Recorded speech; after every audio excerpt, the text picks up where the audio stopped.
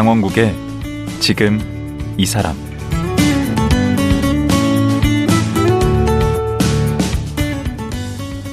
안녕하세요. 강원국입니다. 어제에 이어 김수련 간호사와 말씀 나누겠습니다. 우리나라는 환자에 비해 간호사 수가 턱없이 적다 보니 간호사들이 경무에 시달릴 수밖에 없는 구조라고 하네요. 그런데 과다한 업무 외에도 간호사들을 더 힘들게 하는 것은 태움이라는 직장 내 괴롭힘이라고 합니다. 김수련 간호사도 신입 간호사 시절에 태움을 당했다고 하는데요.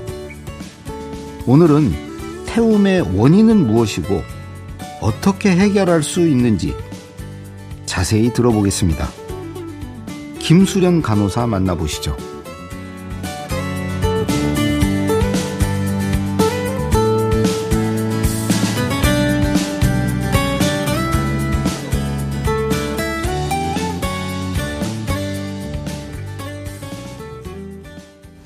김수련 간호사 다시 모셨습니다. 안녕하세요. 네, 안녕하세요. 네. 어제 그제 얘기 들어보니까 저도 이제 늘 간혹 병원 가고 이렇게 해서 그야말로 이렇게 피상적으로 봤던 우리 간호사들의 실상이 실제 그들의 생활을 내가 이렇게 우리 김 간호사님 통해서 그 안을 들여다본 것 같았어요. 어제 그제. 예. 그 실제보다 어렵고 힘들구나 느꼈고요. 오늘은 좀 태움 얘기 좀 들어보고 싶은데요. 네. 이게 일종의 직장 내 괴롭힘 이런 거 아닙니까? 네, 직장 내 괴롭힘이고 저는 가능하면 태움이라는 용어를 안 쓰셨으면 좋겠어요. 그러니까 왜 거기만 이렇게 특별히 이런 용어를 쓰시나 나는. 이게 뭔가 간호사들만 가지고 있는 굉장히 못된 문화처럼 이렇게 묘사를 해놓으면 흥미롭잖아요. 그래서 이게 좀 이목을 잘 끌고 그래서 언론에서 좀 유독 잘 많이 나오고 그러면서 너네는 그렇다며 이런 이미지가 박혀버리는 것 같거든요. 근데 제가 볼 때는 간호사가 다른 직군으로 제가 일을 안 해봤으니까 정확히는 모르지만 유독 가혹한 근무 조건인 건 맞아요. 근데 이렇게 가혹한 근무 조건에 그리고 이런 관리 책임을 맡아야 되는 이제 병원 측에서는 외면하고 그리고 이런 위계서열이 강한 문화, 보수적인 문화들은 계속 유지가 되고 이러니까 계속 확대 재생산이 되고 이런 문제들을 해결하려면 결국은 근로 조건이 좋아져야 되는데 이제 근로 조건에 돈을 쓰긴 싫잖아요, 병원이. 결국은 이제 이런 태움으로 이제 보도되는 사건들로 누군가가 사망했어, 뭔가 큰 사고가 났어. 그럼 무슨 꼬리 자르는 것처럼 그 간호사를 직접적으로 괴롭혔던 선배 누구 개인적 일탈로 그 사람이 못돼서 그렇다 이렇게 하고 넘어가는 거예요. 그러니까 그런 간호사들 사이에 진짜 못된 애들끼리 막 서로 그런 건 어느 조직이나 있지. 사실 못된 사람은 어딜 가나 있기는 있어요. 근데 이제 이게 그렇게까지 심각하게 될 수가 있고 사람이 죽을 정도로 엉망진창으로 몰아갈 수가 있다는 거는 결국은 근로조건의 문제거든요.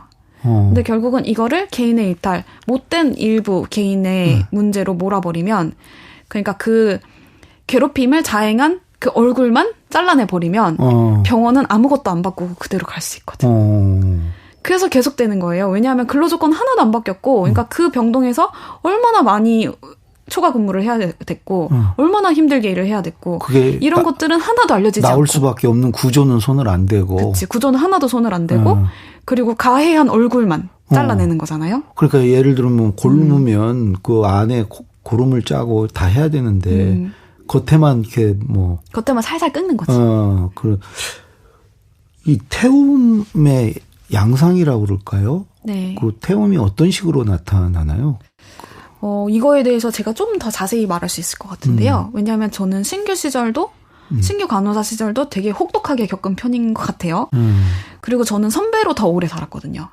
그러니까 선배 간호사로서 더 많이 후배들을 봤어요. 더 오랜 기간 동안. 내가 신규였던 기간보다 훨씬 길었죠.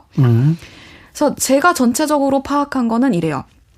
일단 업무에 들어가면 보통 트레이닝 기간이 짧아요. 일반 병동이면 한 달 정도. 그리고 중환자실이어도 한 2달, 길면 3달. 보통 모든 병원들이 이 정도 트레이닝 기간을 주고 바로 환자를 이미 뭐 몇 년, 뭐 7년 이렇게 경력 쌓은 선배들이랑 똑같이 환자를 봐야 돼요. 아하. 못하지 당연히. 오. 그리고 당연히 이게 복잡한 술기들을 해야 되고 굉장히 많은 것들을 동시다발적으로 빈틈없이 해낼 수가 있어야 돼요. 근데 그거를 해내기가 너무 힘들어요. 그러기 위해서는 충분히 훈련을 받아야 되는데. 받아야지. 제가 해본 결론으로는 3달으로는 어림도 없고요. 최소한 1년 정도는 진짜 최소 1년 정도는 이제 충분히 경험을 쌓고 경력을 쌓은 선배들의 지지하에 도움하에 1년 정도는 좌충우돌을 좀 해야 돼요. 근데 그게 이제 뭐 실수를 하거나 사고를 친다고 해서 그게 진짜로 실수가 되지 않도록 중간에 지켜봐주는 사람이 계속 있어야 되는 거예요. 근데 이제 그게 여의치가 않은 거예요. 너무 바쁘고 중증도 너무 높고 선배들은 바빠 죽겠는데 이 친구가 엉망진창으로 일을 해서 인기를 줘. 그러면 이제 죽겠는 거죠. 왜냐하면 완벽한 인기를 받아서 완벽하게 매끄럽게 일이 진행이 돼도 제때 퇴근할까 말까인데 엉망진창으로 인기를 받아요. 근데 그게 맨날이야. 엉망진창 인계 받는다는 것은 그 앞에서 처리해야 될 것을 않고 빼먹었거나 하다 말았거나 잘못했거나 뭐 여러 가지가 있죠. 근데 워낙에 해야 되는 일이 너무 많으니까 그 실수의 양상도 천태만상이에요. 능숙하지 못하니까. 그렇죠. 게을러서가 아니고. 그렇죠. 아무리 열심히 해도 안 되는 거예요. 그거는 사실 어느 직군에 가나 들어간 다음에 1년은 그럴 수밖에 없지 않을까요?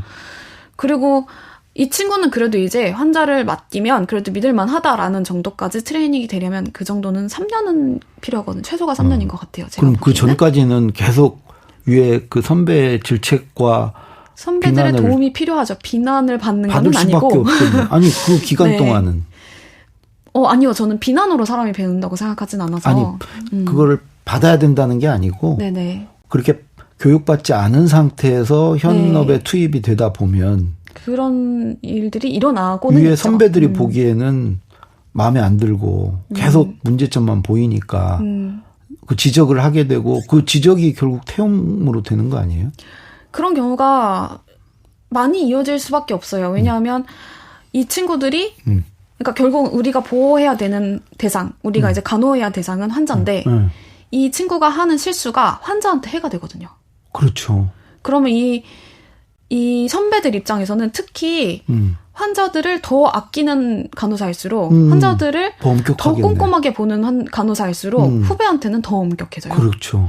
그리고 만약에 이 후배가 대체로 신규 간호사들이 잠 제대로 못 자고 밥 제대로 못 먹고 그리고 힘들고 체력적으로 완전 소진된 상태로 이렇게 왔다 갔다 하는 경우가 많아요. 그러니까 출퇴근을 계속 하는데 이제 머릿속에 이제 배운 것들이 제대로 이제 빨리 장착이 안 되지. 너무 피곤하니까. 그렇죠. 요한 상태 아닙니까? 그렇죠. 저도 이제 군대 그때 보면 군대는 그걸 갈군다고 하거든요. 네. 이제 갈구는데 되게 이제 고문관이라는 들어봤어요. 고문관들이 많이 이제 갈굼을 당하는데 네. 일종의 이제 그런 상태죠. 교육을 충분히 받지 않은 상태에서 네.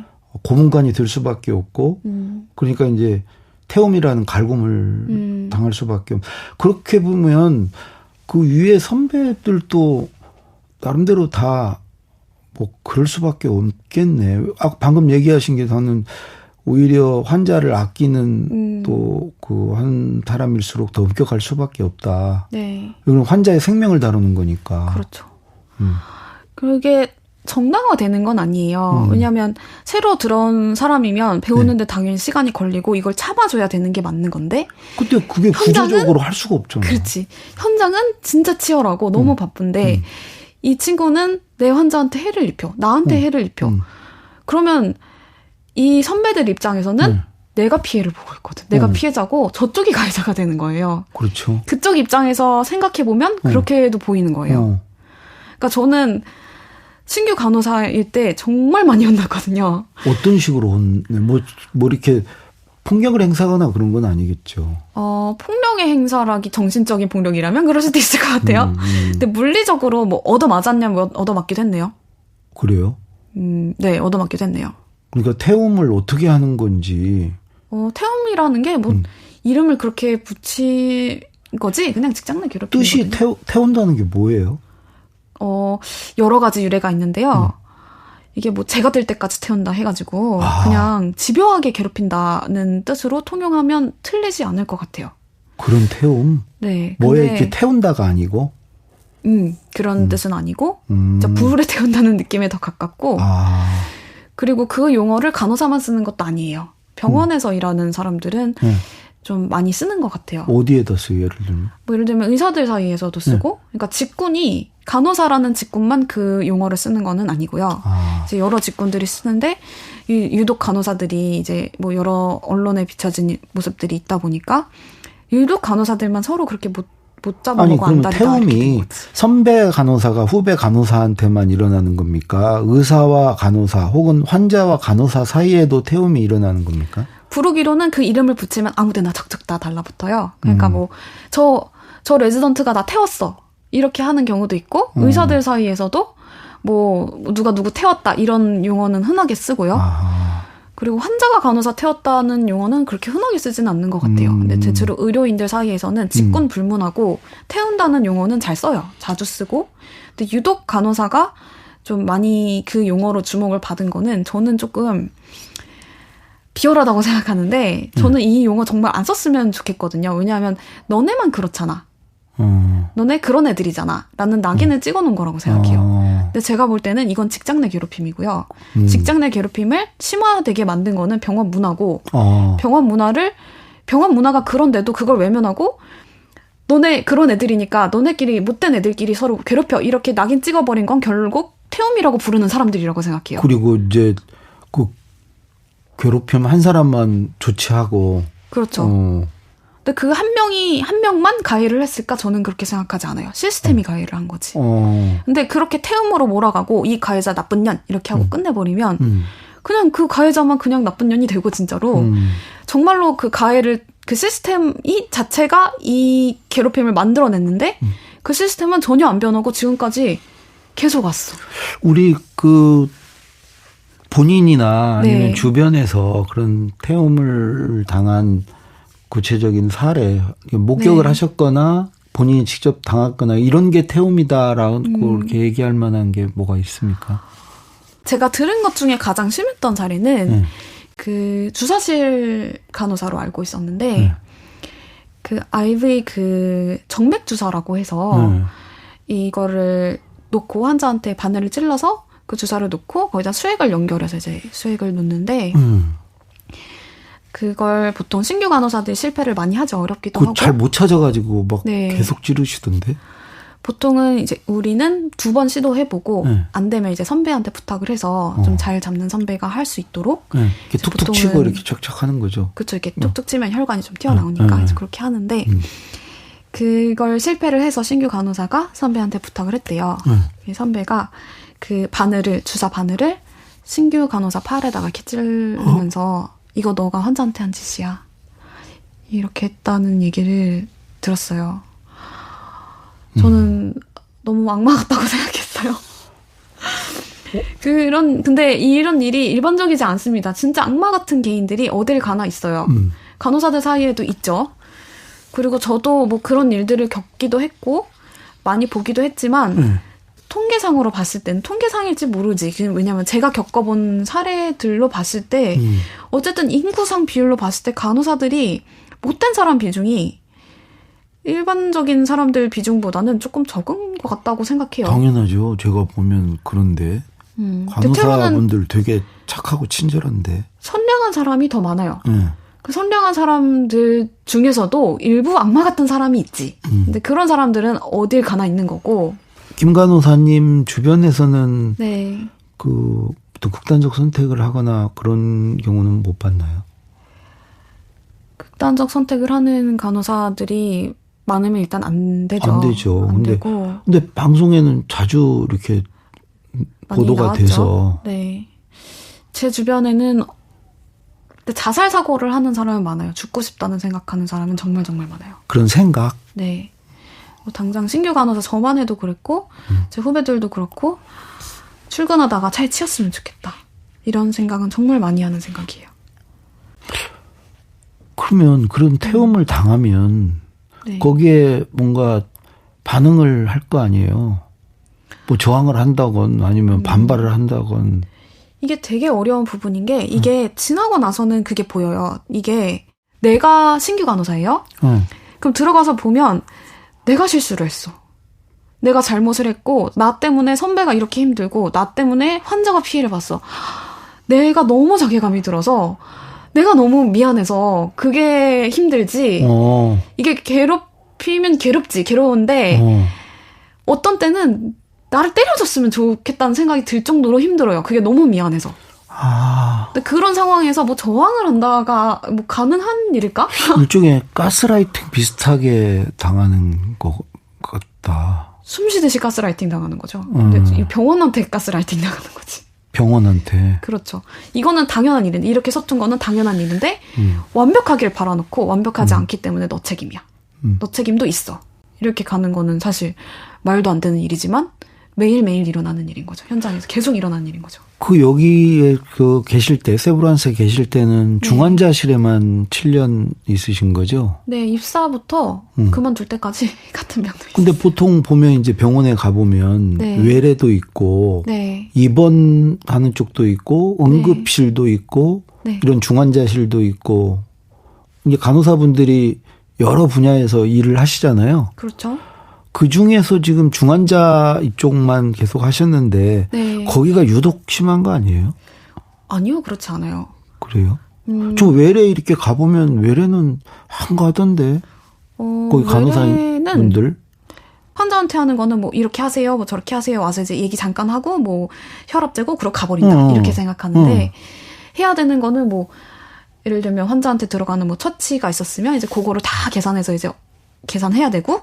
처치 피를 매긴다 그래요. 이제 가격을 매겨야 되고 기록을 내가 한 거 다 한 줄 한 줄 다 써야 되고 그래서 넣고 의료진끼리 뭐 의사소통해야 되고 이제 뭐 처방 난 건 처방 또 실행도 해야 되고 검사실이랑 계속 연락해야 되고 물밑에서 하는 게 많구나. 모든 걸 다 관리해야 되는 게 간호사 일이기 때문에 이제 환자한테 와서 직접적으로 와서 우리는 직접 간호라고 부르는데 그 비중이 간호사가 하는 일의 비중에서 생각보다 되게 적어요. 이제 우리는 이걸 늘리고 싶어서 이제 부수적인 이제 업무의 비중을 뭐 줄이거나 아니면 빨리 해치우고 환자한테 가려고 노력은 하는데 이제 그게 업무가 너무 많다 보니까 이제 그렇게 안 되는 거죠. 그러니까 선생님들도 보통 이제 학교에서 학생 가리키는 거 외에 이제 부수 업무가 많은데 많잖아요. 이제 학부모님들 잘 모르시죠, 그런 것들은. 그런 건 비슷한 거네. 비슷할 것 같아요. 결국은 이제 인력의 문제네요. 인력이 부족하니까 교육도 제대로 할 수 없고 과도한 업무에 시달리게 되고 그로부터 이제 모든 문제가 발생하는데 그렇다면 결국은 이제 그 해결책이 나와야 되는데 충분히 문제점은 알겠어요. 그럼 우리 김 간호사께서 생각하는 어떻게 하면 이걸 풀 수 있죠? 여러 가지로 우리가 해결 방안을 열심히 모색을 해봤어요. 이제 요즘 우리가 아주 막 야심에 차서 만들었던 이렇게 제시했던 법안이 있는데 간호인력인권법이라는 게 있어요. 간호인력인권법. 근데 이제 간호법이 제시가 되면서 아예 묻혀버렸는데요. 우리가 계속 제시했던 거는 환자 대 간호사 비율을 지켜달라. 그리고 처벌 조항. 그러니까 병원들이 환자 대 간호사 비율을 지키지 않으면 무거운 처벌을 받게. 얼마나 해달라는 거예요? 거의 OECD 평균으로는 맞춰야 되겠죠. 그래서 저는 중환자실에 집중을 하니까 중환자실은 1:2로 맞춰져 있었어요. 1:2? 네. 요구한 게 그거예요? 요구한 게 그거예요. 지금 현실은? 현실은 말로 못하죠. 사실 가장 중증도가 높은 그냥 막 뒤만 돌면 바로 심폐소생술 해야 되는 이런 환자들이 막 줄줄 누워있는 중환자실도 1:3이 되는 경우들이 있어요. 그런데 이게 1:2라고 해서 진짜로 1:2냐? 그럼 또 이게 그렇지 않은 경우들이 많아요. 왜냐하면 아프단 말이에요, 간호사들이. 아프거나 사직을 하거나 뭐 아기를 낳으러 들어갔거나 결혼이 생기죠. 뭐 이렇게 결혼이 생기면 그러면 뭐 당장 겉으로 보기에 나는 환자 2명 보고 있어. 근데 일주일에 6일 근무해. 그게 1대2라고 볼 수 있나요? 그렇죠. 아니죠. 그렇죠. 이게 어려운 문제인 거예요. 사람답게 근무를 하면서 1대1을 유지해달라인 거죠. 그러니까 중증도에 맞는 인원수를 확충해달라는 거가 돼야 되는 거예요. 그러니까 문제는 그리고 초점은 해결책이 있네. 그렇죠. 아무리 좋은 법안이 나오고 아무리 좋은 해결책이 있어도 이런 법이 있어. 근데 안 지켜도 아무 처벌이 없어. 이러면 아무 의미가 없단 말이에요. 처벌까지 돼야 되겠네. 그래서 처벌 조항이 그렇게 중요했던 거예요. 그래서 환자 대 간호사 비율을 법으로 제정해달라와 처벌 조항을 달라는 거죠. 알겠습니다. 그래서 그 두 개가 있어야 된다는 건데 이미 여러 번 제시를 했으나 너무 많이 무산돼가지고 이제 또 무슨 기운을 내서 이걸 또 추진을 해야 될지 잘 모르겠어요. 지난번에 이제 어머니가 네. 우리 간호사께 이제 간호사 하지 말라고 말리셨다고 하는데 네네. 이제 7년 넘게 간호사를 해보시니까 네. 예를 들어서 뭐 자녀가 아니더라도 후배가 네. 간호사를 하겠다 그러면은 뭐라고 얘기하실 거예요? 안 했으면 좋겠는데요. 아니 이미 선택했으면 그러면 뭐 해야지. 근데 예를 들면 뭐 저는 지금 뭐 자녀가 있지는 않으니까 만약에 우리 엄마가 간호사가 아니었는데 간호사가 된다고 했으면 저도 반대했을 것 같다는 생각이 들어요. 연 3일 지금 뭐 하실 말씀이 참 많으셨던 것 같아요. 맺혀 있던 게 많으셨던 것 같은데 네. 이제 마지막으로 그래도 좀 못다한 말이 있다. 마지막으로 이 얘기 하고 싶다 하는 얘기 있으면 해주시죠. 생각나는 게 두 가지가 있어요. 다 해도 될까요? 첫 번째로는 이게 지금 간호사들만 문제가 아니고 그냥 간호사들 편하게 살고 싶다, 살려달라가 아니고 국민 전체의 문제라고 저는 생각하고 그리고 저는 직업과 일체감을 가진 그냥 간호사로서 그냥 제 직업의 자부심을 가지고 있는 부분이 커요. 그리고 제 직업의 본질은 보호라고 생각해요. 환자의 안전을 보호하는 거. 그게 크다고 생각하는데 이제 그걸 할 수가 없다는 걸 계속 말씀드리고 있는 거고 그리고 누구나 환자가 될 수 있다는 거. 그러니까 국민 누구더라도 삶의 어느 한순간에는 중환자실에 들어올 수도 있고 그렇죠. 입원을 할 수도 있다는 거. 그리고 이 안전을 박탈당하게 되는 사람이 나일 수도 있다는 거. 그러니까 당사자의 문제라고 생각해 주셨으면 어떨까 하는 생각이 들어요. 왜냐하면 제가 보면서 너무 안타까웠고 내가 너무 자괴감이 들었던 많은 환자들. 근데 이게 내 탓은 아니야. 난 최선을 다했어. 그러니까 이게 내가 일하고 있는 환경이 제반 조건이 맞춰지지 않아서 안타까웠던 환자들도 다 하나하나 국민이었고 그리고 모두가 국민이시잖아요. 누구나 될 수가 있다는 거죠. 김 간호사는 내가 뭐 좀 더 편해지자 하는 얘기가 아니고 환자를 지키고자 하는 건데 네. 그 대상이 당신일 수 있다. 그렇죠. 그러니까 누구도 이런 인력 상황에 이렇게 피곤한 상태로는 안전하게 환자를 볼 수가 없다는 거 그리고 그 환자가 누구나 될 수 있다는 거 그렇게 알아주셨으면 좋겠다가 첫 번째고요. 그 두 번째는 책을 쓰면서도 그렇고 제가 간호사 생활을 하면서도 그렇고 관대함에 대한 생각을 많이 했어요. 그러니까 관대함은 환경이 만든다. 이게 각박하고 너무 힘들고 바쁘고 이런 상황에서는 관대함이 안 생겨요. 왜냐하면 내 인권이 없는데 남의 인권을 어떻게 친절함도 안 생기고. 그렇죠. 근데 그럼에도 불구하고 노력을 하면 관대함을 만들 수가 있어요. 그래요? 일단은 제가 그랬죠. 제가 너무 신규 때 힘들었다 보니까 우리 후배들이 들어와서 그렇게 고생하는 건 보고 싶지가 않았어요. 그래서 후배들한테는 관대하려고 정말 노력을 많이 했어요. 그리고 그게 효과가 없었다고 보지 않아요. 그리고 이제 제가 그렇게 최선을 다해 관대하려고 노력했던 내 후배들은 자기 후배들을 더 관대하게 가르치겠죠? 이게 결국은 이게 시작인 거예요. 그런 생각을 많이 했어요. 우리가 이렇게 힘든데 이런 상황에서도 이게 그렇게 알려지지 않은 거는 국민 개개인이 제각기 너무 힘들어서 그래. 모든 직군에 있는 사람들이 다 제각기 너무 힘든 환경에서 일하니까 다른 직군에서 일하는 사람들이 얼마나 힘든지가 눈에 안 보이는 거예요. 그리고 뭐 다 배부른 소리를 들리는 거죠. 뭐 간호사들이면 너네 돈은 잘 벌잖아. 이렇게 나오게 되고. 그런데 어떤 환경에 처해 있어도 관대하면 노력하면 생긴다는 거예요. 어쨌든 관대하려고 애를 쓰면 저 사람이 힘든지 안 힘든지 좀 들여다보려고 애를 쓰면 보게 된다는 거죠. 제가 환자들한테 그렇게 했고 그리고 제가 다른 직군을 볼 때도 항상 그렇게 보려고 노력을 해요.